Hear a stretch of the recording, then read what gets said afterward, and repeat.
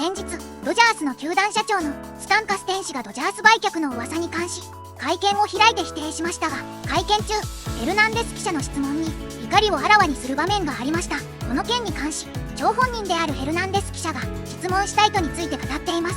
訳しましたのでご覧ください。The one last week is that you were there to push back on some of this stuff. So we're just gonna, I'm sure a lot of people saw the clip on Twitter. I just want to play it's like a 2-minute sequence here of you. But those things don't go together for a bunch of reasons I'm not going to get into today. So all I can tell you is what I said a week ago. The Lakers sale had nothing to do with the Dodgers, has not impacted the Dodgers, and is not going to. I mean, there are these reports out there, right? That Mark has to repay these insurance companies, and he's got to liquidate stuff. I'm not in that part of the investigation. I really don't know. I just know reports. What I can say to you is things are going on behind the scenes, obviously, in connection with that. I'm not privy to all of them. Don't need to know, don't want to know. One thing we're all certain about, the sports portfolio is going to remain intact. It's important to know. I can't tell you how big the Dodgers are.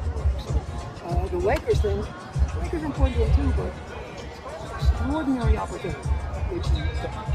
With all due respect, he's being investigated for fraud, right? I mean, I assume he's not going to tell you these things. It's your characterization, and I would hold off. But there are reports on this, right? No, I mean, it's one thing, I guess, if they're wrong, right? So, I mean, is that your contention? That I'm not thinking of anything about the investigation. I mean, you know how to read. If you're prepared to already conclude the investigation before anyone else is, you can do that. No. But that's what you're trying to do. I'm not going to do that. What I'm saying, though, is that you sound like very definitive about something that it doesn't sound like that you know. Right, but like if he has to eventually pay this back, if he's facing this, at some point, and it sounds like billions, right? It sounds like $20 billion or something. Sounds like go ahead and report on things that sound. No, I mean somebody else has reported this, right? And these are financial reporters working for financially based. You obviously know a lot more about than I do. I would wait for that, whatever is going on. Well, I guess right. But right. All right, Dylan, the Dodgers aren't going anywhere. Just listen. Well, the Dodgers aren't going anywhere, but the thing is, again, everything kind of hinges on this investigation, right? And whatever financial obligations Mark Walter has. I mean, and, the thing is, too, right, there was a report that there was a investor call, I guess, a day or two earlier where, right, Guggenheim was trying to kind of, calm its investors, right, even though, their debt, I guess, was selling at 70 cents on the dollar or something, right, which means that, right, I mean, who's going to lend anybody like that, right, an institution like that money at this point? And so if they have trouble kind of getting money somewhere else, that's the thing, right, is that eventually it might come from the Dodgers. And Kasten's saying that he doesn't know anything outside of the way the Dodgers operate. Okay, that's the thing. It's yes, the Dodgers as a standalone business, that's totally fine. The problem is that there's this thing outside of it that's even bigger that has to be, in theory, right, according to these reports, who am I to question, the Wall Street Journal? I mean, these are, right, these reporters, I mean, the New York Times. I mean, this isn't like Bloomberg, the Financial Times. This isn't some weird coming from all directions. Right, yeah, these aren't these aren't aggregation sites, whatever, MLB trade rumors. I shouldn't say it. No, I like MLB trade rumors. It is reporting. Yeah, no, they do, right? But you know what I mean? This isn't one of these clickbait farm type places just kind of making something up. I mean, these are legitimate people that cover that world saying that he has to repay this by the end of the year.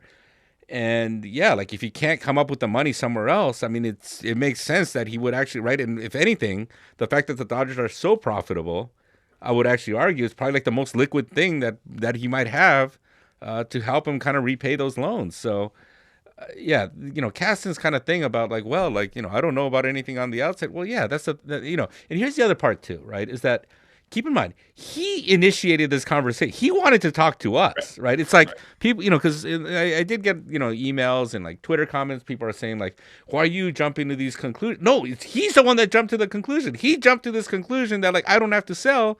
And I'm well, how do you know that? He doesn't know. He doesn't know. He knows because Mark Walter told him so. And does he expect the guy? Let's just, again, okay, let's. Allegedly, right? I mean, if Mark Walter had actually done something wrong, you think he's going to tell this guy?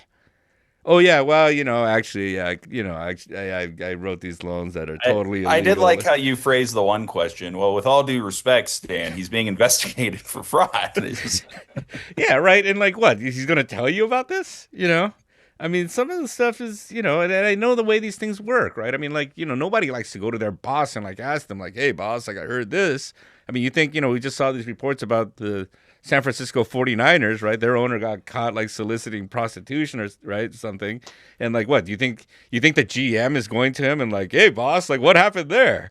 Like you stay away from stuff like that, right? And I'm guessing, like, again, my guess is that no one here has actually asked Walter, like, hey, what exactly is going on here?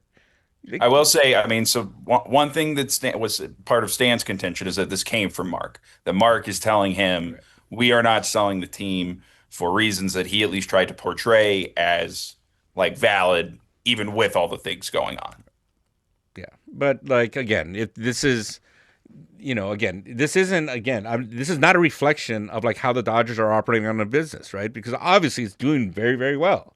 But again, I would argue the fact that it's actually doing well makes it like a very liquid property in a way, right? I don't think it's going to be that hard to sell the team. And if he's kind of in a money crunch, kind of come at the end of the year, this might not be a choice. This is the thing, too. It's like the intent here is like Kasten is really kind of overselling the intent, right? Because like, yeah, like I don't want to do certain things, right? Like, I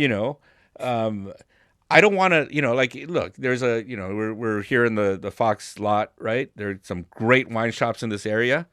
I would really like to go out and buy a bottle of like Lafite Rothschild or something, but like I'm not going to because I can't afford it, right? Like it would be a bad financial decision for me, like so.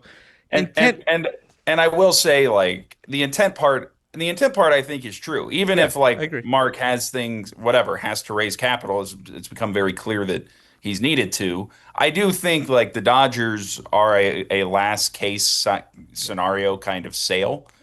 Which I think is part of like where this is coming from. And this was like the point Kasten kept coming back to. He's like, well, like he even compared like the Dodgers are, I would have to pull up the quote, but like the quote was, the Dodgers are very special to Mark. And the Lakers were too, but not really in the same way was the gist of what he was getting at. And so I think that part is true. I agree 100%. But again, and I think the people that saw the clip of you and going back and forth with him, this is the whole purpose of that line of questioning is to try, because again, if you're a Dodgers fan, right, you want to know, okay, are they really not selling the team? Is this just like some spin that this guy's trying to put on whatever's happening behind the scenes?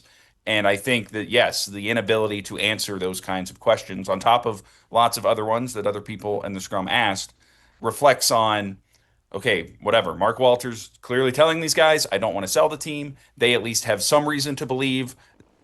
Maybe it's flawed, maybe it's wishful, maybe it's legitimate, but they have some reason to believe that he won't have to at some point, but nobody can know that for certain. And it does make it interesting, again, that we've now had two availabilities with Stan Kasten in which he has been this definitive and declarative about the team's not getting sold when, again, it's hard, I think, for anybody, Mark Walter included, to say that with 100% certainty right now. And it just feels, honestly, the more Kasten, I mean, I thought, the first time he talked, he made it worse, right? The second time he talked, I mean, this made it like 100 times worse just because he sounds defensive. He doesn't have like a legitimate, right? Because let's say there is some kind of again, right?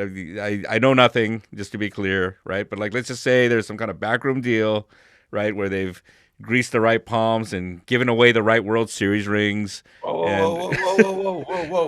Again, I'm not, I don't know anything. I'm just saying, right? Like, let's just say something's like worked out, like short of you like saying that, these questions are all still going to exist and it's not going to, right? And I think, again, the reason he's coming out is because he's trying to my guess, again, I don't know anything for a fact, but like my guess is that he's trying to, right, help Guggenheim kind of recover some investor confidence, because clearly that's not going right. It just kind of sounds like on multiple things, like things aren't going well right now in that regard. But like the thing is, every time he talks right now, and right, if you can't give like a real clear answer as to like, well, why is it that, right? Because I get like whatever, like, okay, I'm rough on a player and people get upset, whatever. That's like your favorite player, right? And like, I get it. I don't understand like the owner bootlicker people, right? I just don't get that at all. Like, why? I mean, they took away. These are the same people who took the team off the TV. I mean, look, everybody's got a different view of life, obviously, and I also hear from like the people that like me asking me these questions. The part we did not play on this clip because there was more. You brought up the Frank McCourt comparison, which I think Kasten called wildly inappropriate. You want to defend that one? Yeah, because that again, specific one. Yeah, triggered some people this week. I wrote this a week earlier. Is that like Frank McCourt said he wasn't going to sell the team, right? And again, like I think Frank McCourt had like at least a somewhat compelling legal argument as to why he didn't think, right? Because it came, as a community property issue, and like, was it all his or did he have to share with his wife? But he had like a very compelling like legal issue as to why he thought it was all his, in which case he would probably be able to save the team. And he was wrong. That's the thing. It's like you don't know. What was interesting though is I kind of asked him, so basically what this does come down to is that your trust in Mark Walter is absolute then, right? Because that's really that's his whole argument is that, well, Mark told me. So I said, okay, so that means what really this comes down to is that your trust in Mark Walter is absolute.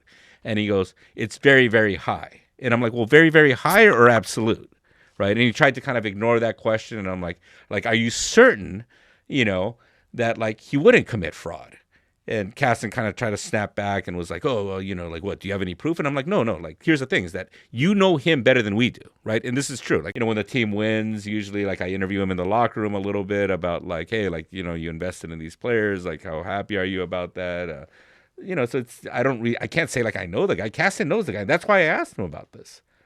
And you notice like Kasten didn't, he goes like, well, I think Mark's done a great job as the owner. I mean, he didn't really answer those questions either, which I think is kind of telling, right? Because people do not want to tell like a bold-faced lie. And the fact that like he didn't say like, yes, I'm absolutely certain that nothing wrong was done here.